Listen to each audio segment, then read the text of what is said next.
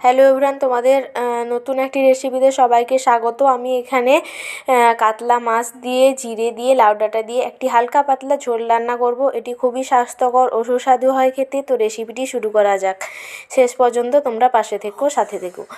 এখানে আমি টমেটো নিয়েছি, পেঁয়াজ নিয়েছি, তারপর কাঁচা লঙ্কা নিয়েছি, লাউ ডাঁটাগুলিকে ছাড়িয়ে পরিষ্কার করে নিয়েছি আর জিরেটাকে ভেজে গুঁড়ো করে নিয়েছি। তারপর কড়াইয়ের মধ্যে তেল দিয়ে মাছগুলি আমি একে একে এখানে ভেজে তুলে নেব।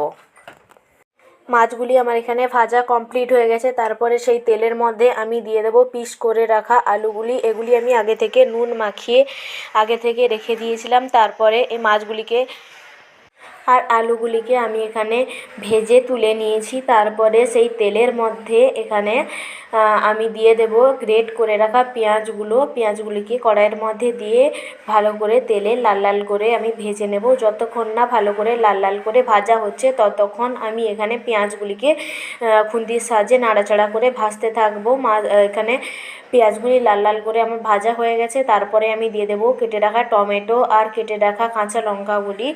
তারপরে পরিমাণ মতন লবণ দিয়ে আমি এখানে নাড়তে থাকবো। লবণটা দিয়ে দিলাম কারণ তাড়াতাড়ি যাতে টমেটোগুলো গলে নরম হয়ে যায়। তারপরে দিয়ে দিয়েছি 1 চামচের মতন হলুদের গুঁড়োটি দেওয়ার পরে আমি এভাবে খুন্তির সাহায্যে টমেটোগুলিকে ভেঙে নেব।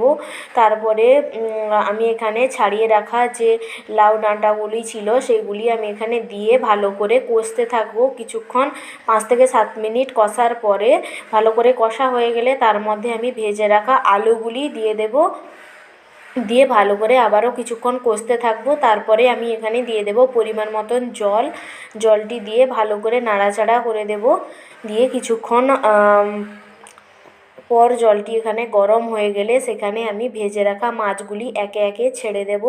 মাছগুলি ছেড়ে দিয়ে কিছুক্ষণ নাড়াচাড়া করে দিয়ে কিছুক্ষণ আমি এখানে আবারও ফুটিয়ে নেব।